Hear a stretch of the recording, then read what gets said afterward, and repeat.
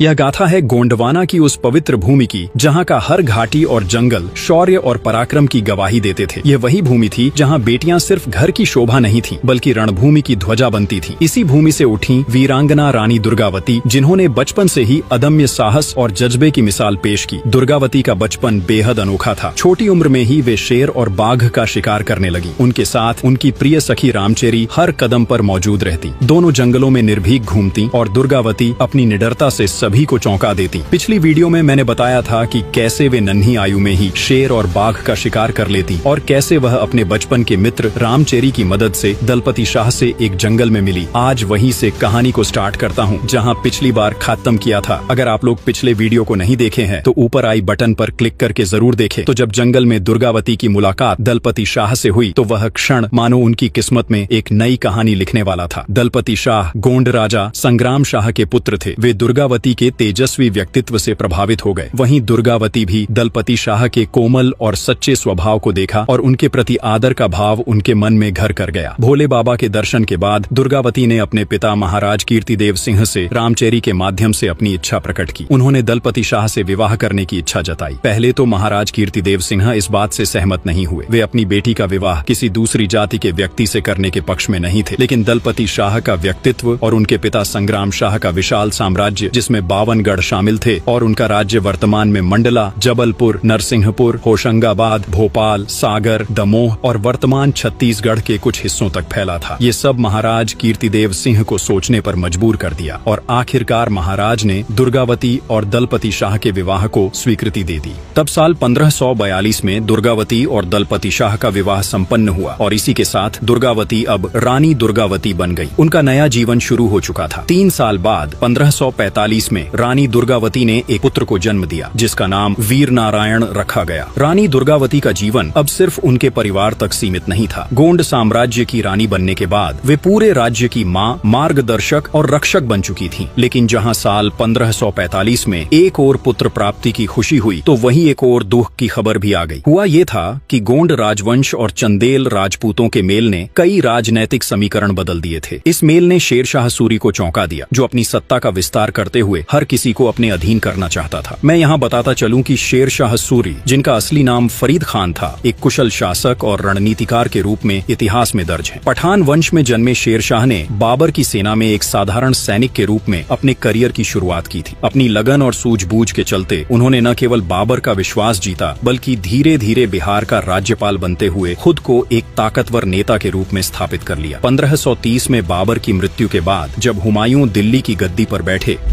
शेरशाह ने अपने लिए नए अवसर ढूंढने शुरू कर दिए। 1539 में चौसा की लड़ाई और 1540 में कन्नौज की लड़ाई में शेरशाह ने हुमायूं को हराकर उसे भारत छोड़ने पर मजबूर कर दिया। इसके बाद शेरशाह ने सूरी साम्राज्य की नींव रखी और अपने कुशल प्रशासन और युद्ध कौशल से उत्तर भारत पर अपना प्रभुत्व स्थापित किया। लेकिन शेरशाह का असली आक्रोश तब भड़का जब चंदेल राजा कीर्तिदेव सिंह ने बघेल राजा वीरभान को अपने राज्य में शरण दी। यह परोपकारी कदम शेरशाह को नागवार गुजरा। अपने साम्राज्य के खिलाफ इसे एक चुनौती मानते हुए उन्होंने चंदेलों की राजधानी कालिंजर किले को घेर लिया। शेरशाह की पहली मांग स्पष्ट थी, राजा वीरभान को आत्मसमर्पण करना होगा। लेकिन राजा कीर्तिदेव सिंह ने इस प्रस्ताव को ठुकरा दिया। उनके इस निर्णय ने शेरशाह को क्रोधित कर दिया और उसने कालिंजर किले पर जोरदार हमला शुरू कर दिया। किला दुर्जेय था। अपनी मजबूत दीवारों और किलेबंदी के कारण इसे जीत पाना आसान नहीं था। शेरशाह ने इसे तोड़ने के लिए तोपों का सहारा लिया, लेकिन भाग्य को शायद कुछ और ही मंजूर था। एक दिन जब तोप से गोलाबारी हो रही थी तभी अचानक एक भीषण विस्फोट हुआ। इस हादसे में शेरशाह बुरी तरह घायल हो गए। अपने जीवन के अंतिम क्षणों में उन्होंने अपने बेटे इस्लाम शाह को सेना की कमान सौंपी। इस्लाम शाह ने जैसे तैसे कालिंजर किले पर विजय प्राप्त की और राजा कीर्तिदेव सिंह को बंदी बना लिया। इस्लाम शाह ने विजय के बाद अपने पिता की मृत्यु का बदला लेने की ठानी। राजा कीर्तिदेव सिंह को कैद खाने में लाया गया और उनसे उनकी अंतिम इच्छा पूछी गई। इस्लाम शाह ने कहा, राजा कीर्तिदेव, मृत्यु से पहले कोई अंतिम इच्छा है? राजा कीर्तिदेव सिंह ने ठंडे स्वर में कहा, मुझे कुछ नहीं चाहिए। इस पर इस्लाम शाह ने व्यंग्य करते हुए कहा, सुना है महोबा का पान तुम्हें बहुत पसंद है, मंगवाऊं? राजा ने गर्व से जवाब दिया, अब मैं पान नहीं खाऊंगा, अब मैं तेरी तलवार खाऊंगा। इस उत्तर से इस्लाम शाह क्रोधित हो गया। उसने अपनी तलवार निकाली और एक ही वार में राजा कीर्तिदेव सिंह का सिर धड़ से अलग कर दिया। कालिंजर के पतन और पिता की मृत्यु की खबर जब रानी दुर्गावती तक पहुंची तो उनके हृदय पर गहरी चोट लगी। पिता की निर्मम हत्या और कालिंजर के पराजय की कहानी कहानी सुनकर वह पूरी तरह टूट गईं। उनकी आंखों से आंसुओं की धारा रुकने का नाम नहीं ले रही थी। अपने पिता की मृत्यु ने उन्हें न केवल एक बेटी के रूप में बल्कि अपने राज्य के लिए भी अनाथ कर दिया था। दुर्गावती ने पूरे दिन अन्न और जल को हाथ तक नहीं लगाया। दलपति शाह, जो स्वयं इस घटना से व्यथित थे, ने हर संभव प्रयास किया कि रानी को सांत्वना दी जाए। अगले दिन उन्होंने पंडितों को बुलवाया। पिता की आत्मा की शांति के लिए पिंडदान और श्राद्ध का आयोजन हुआ। प्रजा ने भी इस दुख में हिस्सा लिया और महाराज कीर्तिदेव सिंह को भावभीनी श्रद्धांजलि दी। लेकिन रानी दुर्गावती का मन अभी भी अशांत था। उनके भीतर अपने पिता के खोने का गम और कालिंजर के पराभव की पीड़ा गहराई तक घर कर गई थी। दलपति शाह ने दुर्गावती को संभालने की बहुत कोशिश की। उन्होंने तरह तरह के उपाय किए कि रानी का ध्यान दूसरी ओर लगाया जाए, लेकिन दुर्गावती का चित्त कहीं स्थिर नहीं हो पा रहा था। आखिरकार दलपति शाह ने छोटे वीर नारायण को उनके पास भेजा। नन्हा वीर नारायण अपनी मासूमियत और मुस्कान से रानी का मन धीरे धीरे हल्का करने लगा। वीर नारायण के कारण रानी दुर्गावती धीरे धीरे अपने कर्तव्यों पर ध्यान देने लगी। उन्होंने राज्य के प्रशासन को संभालना शुरू किया। वे प्रजा की समस्याओं को सुनती, उनका समाधान करती और राज्य के विभिन्न हिस्सों का दौरा कर प्रजा की स्थिति का जायजा लेती। उनका जीवन अब फिर से जिम्मेदारियों से भर गया। रानी के नेतृत्व में गोंडवाना फिर से समृद्धि की ओर बढ़ने लगा। उनकी कार्य कुशलता, नीति कौशल और व्यवहार से राज्य में खुशहाली लौट आई। प्रजा उन्हें माता के समान मानने लगी और गोंडवाना का नाम एक आदर्श राज्य के रूप में फैलने लगा। समय अपनी गति से चलता रहा। ऋतुएं बदलीं और कई सुखद वर्षों ने राज्य को स्थिरता और शांति प्रदान की। लेकिन इस सुखमय समय के बीच एक शाम महाराज दलपति शाह ने रानी से कहा, बहुत समय हो गया शिकार पर नहीं गए, अब मन कर रहा है कि जंगल की सैर की जाए। दुर्गावती ने महाराज की इच्छा को समझते हुए शिकार के लिए स्वीकृति दे दी। अगले दिन की तैयारी शुरू हो गई। लेकिन जब सुबह हुई और दलपति शाह शिकार के लिए निकलने वाले थे, तभी अचानक उन्हें बेचैनी महसूस हुई। उन्होंने दुर्गावती को आवाज लगाई, मुझे लगता है शरीर में कुछ ठीक नहीं है, शायद तेज बुखार है। शिकार का कार्यक्रम तुरंत स्थगित कर दिया गया। दुर्गावती अपने पति के साथ राजधानी लौट आईं। उनकी आंखों में चिंता साफ झलक रही थी। राज्य की सुख समृद्धि के बीच यह क्षण एक नए संकट का संकेत था। रानी को अंदेशा हो गया था कि आने वाले दिन उनकी परीक्षा लेने वाले हैं। इधर महाराज दलपति शाह का स्वास्थ्य दिन पर दिन लगातार बिगड़ता जा रहा था। तेज बुखार ने उन्हें बिस्तर से जकड़ लिया था। रानी दुर्गावती ने हर उपाय आजमाया। आयुर्वेदिक औषधियां, देवी देवताओं की पूजा, दान पुण्य, मंदिरों में प्रार्थना, संत महात्माओं की शरण, यहाँ तक कि झाड़ फूंक और तावीज तक, लेकिन कुछ भी कारगर नहीं हुआ। महल का हर कोना जैसे सूना हो गया था। रानी का मन भी भारी हो गया था, लेकिन उन्होंने अपने आंसुओं को रोके रखा। एक दिन सुबह रानी ने महाराज को सूर्य के दर्शन कराने की कोशिश की। उन्होंने धीरे से कहा, महाराज देखिए, सूर्य निकल आया है, क्या आज आप उन्हें प्रणाम नहीं करेंगे? लेकिन महाराज की शक्ति जैसे खत्म हो चुकी थी। उन्होंने इशारा किया कि उन्हें उठाने की कोशिश न की जाए। उनकी आवाज कांप रही थी, शब्द लड़खड़ा रहे थे। रानी दुर्गावती ने उनकी बात ध्यान से सुनी और अश्रुधारा थामे अपने कर्तव्यों की ओर लौट आईं। और साल 1550 में दलपति शाह 5 वर्षीय पुत्र वीर नारायण और दुर्गावती को छोड़ स्वर्ग सिद्धार गए। उनके बारे में लेखक शंकर दयाल भारद्वाज ने एक कविता लिखा है, जिसे मैं गाने के रूप में आपको सुना देता हूँ।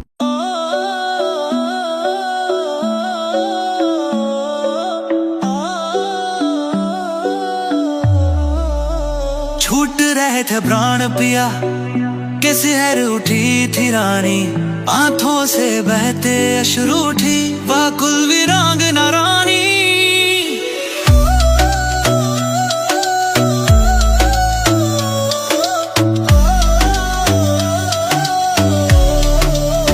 कासा ये जीवन का खेल जो प्रेम में बिछोना है, आप बिन ये सारा जग सोनापन ही बिखाए।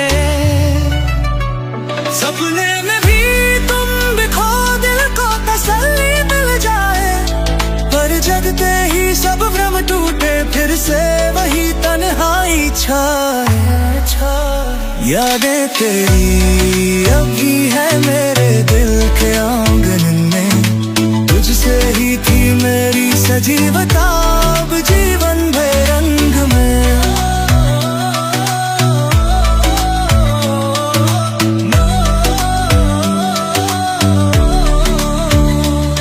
हर पल मैं ये सोचूं, तेरी बाहों में फिर से समा जाऊं, पर नियति ने जो खींचे दाग, कैसे उन्हें मिटा पाऊं।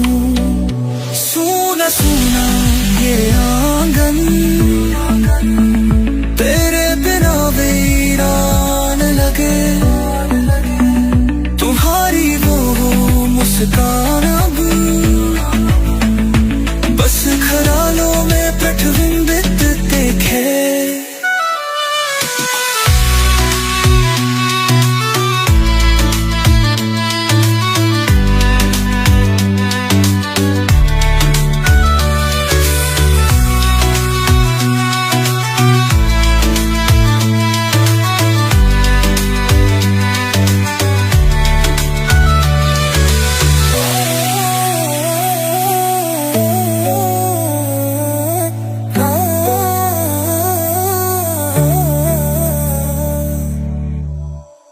उम्मीद है आपको गाना पसंद आया होगा। आगे महाराज दलपति शाह के निधन का समाचार जंगल में आग की तरह पूरे राज्य में फैल गया। गोंडवाना की प्रजा शोक में डूब गई। महल में रोने की आवाजें गूंज रही थी। पास खड़े चंद्र सिंह फूट फूट कर रो रहे थे, जबकि आधार सिंह महाराज की मरघट की तैयारियों में जुट गए। चंद्र सिंह ने रोते हुए रानी दुर्गावती से कहा, भाभी सब खत्म हो गया, आपके बिना यह राज्य अधूरा हो जाएगा, लेकिन कुल की परंपरा निभाना भी हमारा कर्तव्य है। रानी ने गंभीरता से उत्तर दिया, देवर जी अपने ज्येष्ठ भ्राता की मरघट पर ध्यान दो, मेरे कर्तव्य का निर्णय मुझ पर छोड़ दो। कुछ समय बाद यह घोषणा की गई कि रानी दुर्गावती सती नहीं होंगी। महाराज दलपति शाह ने स्वयं उन्हें आदेश दिया था कि जब तक वीर नारायण सिंहासन संभालने योग्य न हो जाएं, रानी को राज्य का दायित्व निभाना होगा। इस निर्णय ने शोक में ग्रस्त प्रजा को एक नया जोश दिया। कुछ दिनों के बाद राज्याभिषेक की तैयारियां शुरू हो गईं। वीर नारायण को राजा का पद सौंपा गया और रानी दुर्गावती उनकी संरक्षिका बनी। हालांकि जब चंद्र सिंह ने विधवा के रूप में रानी को देखा तो उनकी आंखें भर आईं। उन्होंने रानी से कहा, भाभी जी यह वेश परंपरा के अनुकूल नहीं है। रानी ने शांत स्वभाव से उत्तर दिया, आपको जो सही लगे वह करें, लेकिन मैं अपनी जिम्मेदारियों से पीछे नहीं हट सकती। आप सोच रहे हो जो दुर्गावती अपने सहेली रामचेरी के साथ कितने मस्त मौला मस्ती करती थी, वो दुर्गावती को उस समय कितना ट्रोल सहना पड़ रहा होगा, क्योंकि उस समय की आम धारणा था कि अगर पति की मृत्यु हो जाती है तो पत्नी भी उसी चिता पर अपने आप को समाप्त कर ले। ऐसा नहीं करना। कितना साहस भरे कदम थे आप लोग, एक बार इमेजिनेशन करके देखो। खैर, इस विषम परिस्थिति में आधार सिंह ने रानी की हर संभव सहायता की। रानी दुर्गावती के साहस, दृढ़ता और सूझबूझ ने गोंडवाना को फिर से संभाल लिया। वीर नारायण को नीति और युद्ध कला की शिक्षा दी जाने लगी। रानी ने न केवल उनकी शिक्षा दीक्षा का ध्यान रखा, बल्कि प्रजा को भी अपने बच्चों की तरह संभालना शुरू कर दिया। गोंडवाना राज्य को जो दुर्बल समझने लगे थे, उनको रानी ने भ्रम से बाहर निकाल फेंका। उन्होंने कड़े कदम उठाकर सभी को यह संदेश दिया कि गोंडवाना को आंख दिखाना असंभव है। सेना का पुनर्गठन, सैनिकों का प्रशिक्षण और राज्य की सुरक्षा के लिए युद्ध नीतियों पर स्वयं नजर रखी। रानी की कुशलता से गोंडवाना की प्रतिष्ठा चारों ओर फैल गई। राज्य में सुख समृद्धि लौट आई। प्रजा ने रानी को मां का दर्जा दे दिया। ऐसे ही एक बार जब गढ़ा राज्य में भयंकर अकाल पड़ा तो रानी ने खजाने का दरवाजा प्रजा के लिए खोल दिया। उन्होंने राज्य में शिक्षा, स्वास्थ्य और रोजगार के लिए कई योजनाएं शुरू की। धर्मनिरपेक्षता उनकी नीति का एक अहम हिस्सा थी। सभी धर्मों के लोगों ने मिलकर राज्य के विकास में योगदान दिया। रानी दुर्गावती की नेतृत्व क्षमता और प्रजा के प्रति उनका समर्पण गोंडवाना को एक आदर्श राज्य बना रहा था। रानी दुर्गावती का राज्य पूर्व से पश्चिम तक लगभग 300 मील और उत्तर से दक्षिण तक 160 मील तक विस्तृत था। इस विशाल क्षेत्र में नगर, शहर और अजेय किले शामिल थे। उनके राज्य में गोंड जनजाति के लोग बड़ी संख्या में बसते थे, जो मुख्यतः गांवों में रहते थे। कुल 23,000 गांवों में से लगभग 12,000 गांव सीधे रानी के नियंत्रण में थे, जबकि बाकी उनके जागीरदारों के अधीन थे। उनकी सेना में 20,000 घुड़सवार, 1,000 युद्ध हाथी और पैदल सैनिकों की एक विशाल टुकड़ी शामिल थी, जो राज्य की सुरक्षा और व्यवस्था बनाए रखने में सक्षम थी। रानी दुर्गावती ने मालवा के शासक बाज बहादुर को कई बार पराजित किया था। शेर शाह सूरी की मृत्यु के बाद कालिंजर के किले की लड़ाई ने मालवा की राजनीति में बड़ा बदलाव लाया। मालवा पर सुजात खान का अधिकार स्थापित हुआ और उसके बाद उसका बेटा बाज बहादुर मालवा का शासक बना। बाज बहादुर ने अपने शासन को सफलतापूर्वक आगे बढ़ाया और क्षेत्र में अपनी शक्ति को मजबूत किया। गोंडवाना राज्य, जो मालवा की सीमाओं को छूता था, उस समय अपनी ख्याति के चरम पर था। रानी दुर्गावती की प्रजा में लोकप्रियता और उनकी वीरता के किस्से दूर दूर तक फैल चुके थे। यह सुनकर बाज बहादुर ने रानी को एक महिला शासक समझकर कमजोर आंका। उसने यह मान लिया कि एक स्त्री के नेतृत्व वाले राज्य को पराजित करना आसान होगा। अपने इसी भ्रम में उसने गोंडवाना पर आक्रमण करने की योजना बनाई। बाज बहादुर को इतिहास में उनकी प्रेमिका रानी रूपमती के प्रति प्रेम के लिए भी जाना जाता है, लेकिन इस समय उनका ध्यान केवल गोंडवाना को जीतने पर था। वर्ष 1556 में बाज बहादुर ने अपनी विशाल सेना के साथ गोंडवाना पर हमला कर दिया, लेकिन रानी दुर्गावती ने न केवल इस चुनौती को स्वीकार किया, बल्कि अपने अदम्य साहस और नेतृत्व से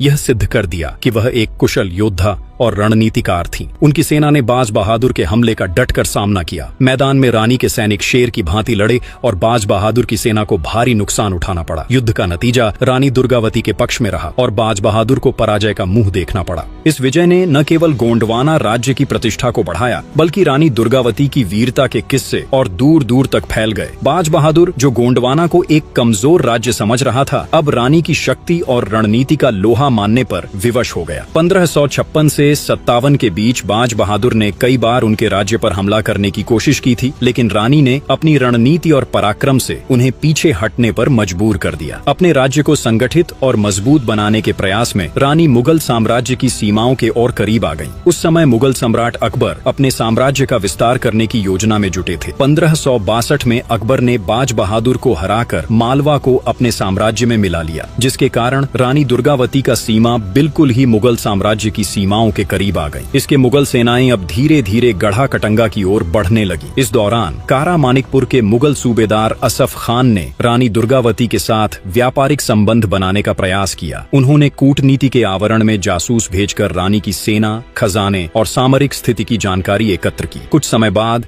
असफ खान ने सीमावर्ती गांवों पर छापे मारने शुरू कर दिए। 1564 में उन्होंने एक विशाल मुगल सेना के साथ गढ़ा कटंगा पर आक्रमण कर दिया। उनके पास 10,000 घुड़सवार, पैदल सैनिक और तोपखाने की शक्ति थी। इस समय रानी की सेना के कुछ सैनिक देहात में तैनात थे, जबकि कुछ छुट्टी पर थे। ऐसे में गोंड सेना पूरी तरह से तैयार नहीं थी। रानी के प्रमुख मंत्री आधार सिंह ने सलाह दी कि इतनी शक्तिशाली मुगल सेना के सामने युद्ध से बचा जाए और बातचीत का मार्ग अपनाया जाए, लेकिन रानी दुर्गावती के लिए यह सुझाव अस्वीकार्य था। उन्होंने दृढ़ता से कहा, अपमान और हार के साथ जीने से बेहतर है कि प्रतिष्ठा के साथ मृत्यु को गले लगाया जाए। रानी ने अपने सैनिकों को संगठित करना शुरू कर दिया और लड़ाई के लिए तैयार हो गईं। उनके लिए यह युद्ध केवल अपने राज्य की रक्षा का नहीं, बल्कि आत्मसम्मान और स्वतंत्रता का सवाल था। अगले दिन ही मुगल सेना ने गढ़ा कटंगा को घेरना शुरू कर दिया। रानी दुर्गावती ने मुश्किल हालात में भी हिम्मत नहीं हारी। केवल 500 सैनिकों की छोटी सी टुकड़ी के साथ उन्होंने मुगलों का सामना करने की ठान ली। पहाड़ियों और घने जंगलों के बीच से गुजरते हुए उन्होंने रास्ते में अपने बिखरे हुए सैनिकों को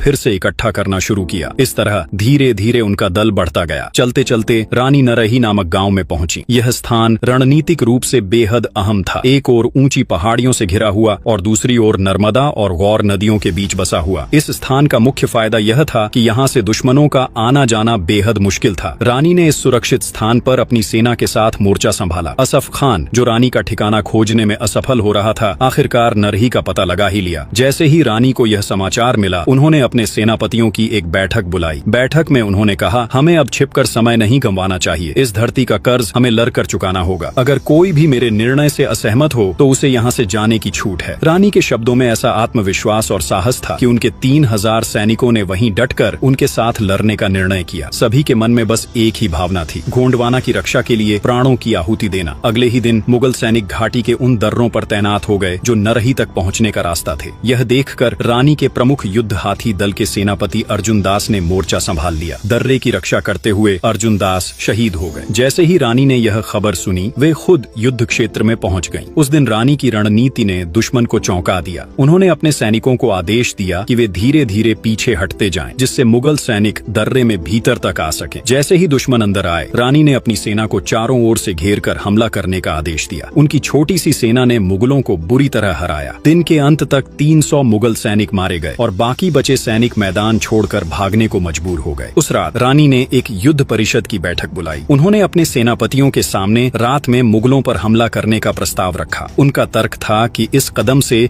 मुगलों को अपनी तोपें घाटी के भीतर लाने से रोका जा सकता है, क्योंकि रानी को कहीं न कहीं यह अंदेशा हो रहा था कि अगले दिन ही आसिफ खान तोपों को दर्रे के भीतर ले आएगा। लेकिन उनके सेनापतियों ने इस योजना को खारिज कर दिया, क्योंकि वे रात के अंधेरे में जोखिम उठाने से डर रहे थे। रानी ने उनकी बात मान ली, लेकिन उनके मन में कहीं न कहीं यह ख्याल था कि इस अवसर का फायदा उठाना चाहिए था। अगले दिन रानी दुर्गावती की आशंका सच साबित हुई। असफ खान ने अपनी विशाल तोपों को दर्रे के भीतर ले आने का आदेश दे दिया। दुश्मन की इस चाल ने रानी को और सतर्क कर दिया। उन्होंने तुरंत युद्ध का मैदान संभालने का निर्णय लिया। अपने बख्तरबंद कवच से लैस और अपने प्रिय युद्ध हाथी सरमन पर सवार होकर रानी दुर्गावती और उनके बेटे वीर नारायण ने सेना की कमान संभाली। उनकी रणनीति और वीरता ने मुगलों को 3 बार पीछे हटने पर मजबूर कर दिया। दुर्गावती की सेना ने इतनी बहादुरी दिखाई कि दुश्मन हताश होने लगा। लेकिन इस बीच दुश्मन के विशाल सैन्य बल का असर दिखने लगा। दोपहर के करीब वीर नारायण को गहरे घाव लग गए। उनकी हालत गंभीर हो गई थी और उन्हें युद्ध क्षेत्र से बाहर एक सुरक्षित जगह पर हटाना पड़ा। यह दृश्य रानी के लिए बेहद दर्दनाक था, लेकिन उन्होंने अपने कर्तव्य को प्राथमिकता दी। रानी ने अपना संकल्प नहीं तोड़ा और युद्ध का नेतृत्व जारी रखा। उनके साहस से प्रभावित होकर उनकी सेना में जोश भर गया। रानी दुर्गावती अपने हाथों में तलवार लिए दुश्मनों का संहार कर रही थीं। तभी एक तीर उनकी दाहिनी कनपटी में आकर लगा। दर्द सहते हुए भी उन्होंने तलवार नहीं छोड़ी और दुश्मनों का सामना करती रहीं। लेकिन दुर्भाग्य से दूसरा तीर उनकी गर्दन पर आ लगा। रक्त की धारा उनकी गर्दन से बहने लगी। उनका चेहरा लाल हो गया, लेकिन उनकी आंखों में अब भी अदम्य साहस की चमक थी। उन्होंने देखा कि मुगलों की सेना अब भी भारी संख्या में आगे बढ़ रही थी। घायल और कमजोर होते हुए भी रानी दुर्गावती ने अपने हाथी सरमन को आदेश दिया कि वह दुश्मनों की पंक्ति को तोड़ने में मदद करे। सरमन अपनी सूंड में घंटा बजाते हुए दुश्मनों को रौंदने लगा, लेकिन मुगल सैनिकों ने दूर से बाण वर्षा शुरू कर दी। रानी का शरीर बुरी तरह घायल था। उनके चेहरे और गर्दन से लगातार खून बह रहा था, लेकिन यह अद्भुत था कि उनकी तलवार अब भी दुश्मनों के सर कलम करती जा रही थी। ऐसा लग रहा था जैसे वे युद्ध भूमि में मृत्यु का नृत्य कर रही हों। मुगल सैनिक भयभीत होकर पीछे हटने लगे। इसी बीच रानी ने अपने मंत्री आधार सिंह को रोते हुए देखा। वे बोली, आधार, अब मेरा युद्ध समाप्त हो गया है। मेरा शरीर जवाब दे रहा है। गले की नस से बहता खून मेरे जीवन की आखिरी बूंदें हैं। अब मेरे पास अधिक समय नहीं है। दुश्मनों को मेरी मृत्यु के बाद मेरी देह तक पहुंचने का अवसर मत देना। मैं तुम्हें आदेश देती हूँ, मुझे इस कष्ट से मुक्त करो। आधार सिंह का चेहरा आंसुओं से भीग गया। वे बोले, रानी माँ, मैं ऐसा कभी नहीं कर सकता। मैं आपके आदेश की अवहेलना करूंगा, लेकिन आपको नहीं मरने दूंगा। आप ही हमारी शक्ति हैं। दुर्गावती ने बेसुध होते हुए अंतिम बार कहा, आधार, अब मूर्खता मत करो। मेरा जीवन समाप्त हो चुका है। अगर मेरी देह दुश्मनों के हाथ लगी तो यह हमारे सम्मान का अंत होगा। लेकिन आधार सिंह से यह नहीं हो पाया। धीरे धीरे मुगल सेना रानी की नजदीक आ रहे थे, इसलिए रानी दुर्गावती ने अंतिम बार खुद की तलवार को उठाया और पूरे जोश के साथ कहा, महाराज, मैंने अपना जीवन आपके वचन और राज्य की रक्षा में समर्पित किया। अब मैं इस धरती पर अपनी अंतिम सांस लेते हुए सबसे सुंदर मृत्यु का वर्ण कर रही हूँ। समर मरण से बढ़कर कोई मृत्यु नहीं। गढ़ा राज्य और इस पावन धरा को मेरा आखिरी प्रणाम। इतना कहते हुए उन्होंने तलवार को अपने सीने पर जोर से प्रहार किया। तलवार उनकी छाती को चीरते हुए पीछे की ओर निकल गई। उनकी आंखों में अब भी वीरता का तेज था और उनका शरीर धरती पर गिर गया। रानी दुर्गावती ने अपनी जान देकर यह सुनिश्चित किया कि दुश्मन जीते जी उनके शरीर को छू तक न सके। उधर वीर नारायण, जो बुरी तरह घायल था, किसी तरह चौरागढ़ पहुंच गया। जैसे ही वहां रानी के बलिदान की खबर पहुंची, पूरा किला शोक में डूब गया। हर ओर करुण विलाप सुनाई देने लगा। ऐसा लग रहा था मानो चौरागढ़ का हर कण दुहक में डूबा हो। रामचेरी, रानी के सबसे भरोसेमंद साथी, बार बार अचेत हो रहे थे, लेकिन वीर नारायण ने अपनी आंखों में आंसू पोंछकर प्रतिशोध की ज्वाला को प्रज्वलित किया। 50 दिन भी नहीं बीते थे कि मुगल सेनापति आसफ खान ने चौरागढ़ पर चढ़ाई कर दी। वीर नारायण ने पूरी बहादुरी के साथ युद्ध किया। हालांकि चौरागढ़ की सेना के पास तोपों की कमी थी, जो मुगलों की ताकत के सामने एक बड़ी कमजोरी साबित हुई। आसफ खान ने आत्मसमर्पण का संदेश भेजा, लेकिन वीर नारायण ने गर्व से इनकार कर दिया। उन्होंने कहा, जिस युद्ध में मेरी माँ ने अपने प्राण देकर भी दुश्मन के आगे सिर नहीं झुकाया, मैं उसी दुर्गावती का पुत्र हूँ। मैं कभी आत्मसमर्पण नहीं करूंगा। रामचेरी को यह आभास हो गया था कि अब युद्ध को जीत पाना असंभव है। उन्होंने किले की नारियों के साथ जौहर करने का निर्णय लिया ताकि उनकी पवित्रता पर कोई आंच न आए। वीर नारायण ने आदेश दिया और किले के भीतर नारियों ने अग्नि में कूदकर अपने प्राण त्याग दिए। किले में बचे सैनिक, जो जौहर का सहयोग कर रहे थे, सुरंगों से बाहर निकल गए। वीर नारायण ने किले से बाहर निकलकर आखिरी सांस तक मुगलों से लड़ाई की, लेकिन अंततः वह भी वीर गति को प्राप्त हो गए। आसफ खान ने चौरागढ़ पर कब्जा कर लिया। लूट में उसे सोने की ईंटें, अनगिनत मोहरें, बेशकीमती हीरे जवाहरात और हजारों हाथी मिले, लेकिन लालच में आकर उसने अधिकांश लूट को खुद रख लिया। उसने अकबर को बहुत कम हिस्सा भेजा और गोंडवाना का सुल्तान बनने की योजना बनाने लगा। जब अकबर को इसकी सच्चाई पता चली तो उसने तुरंत आसफ खान को दिल्ली बुलाया। लंबे समय तक टाल मटोल के बाद जब आसफ खान दिल्ली पहुंचा तो अकबर ने गद्दारी का आरोप लगाते हुए उसे सजाए मौत दे दी। आसफ खान के शरीर के 2 टुकड़े कर दिए गए। इस प्रकार 16वीं शताब्दी की यह महागाथा रानी दुर्गावती के बलिदान, उनकी बहादुरी और स्वाभिमान की करुण गाथा बन गई। गोंडवाना की वीरभूमि के अमर शब्द विश्व के करुण इतिहास में हमेशा गूंजते रहेंगे। उम्मीद है आप लोगों को रानी दुर्गावती की गाथा पसंद आया होगा। आप लोग अगर यहाँ तक वीडियो देख लिए है तो मैं आपसे एक विशेष निवेदन करता हूँ, कमेंट करके जरूर बताएं कि रानी दुर्गावती की इस प्रेरणादायक गाथा के बाद आप किस वीर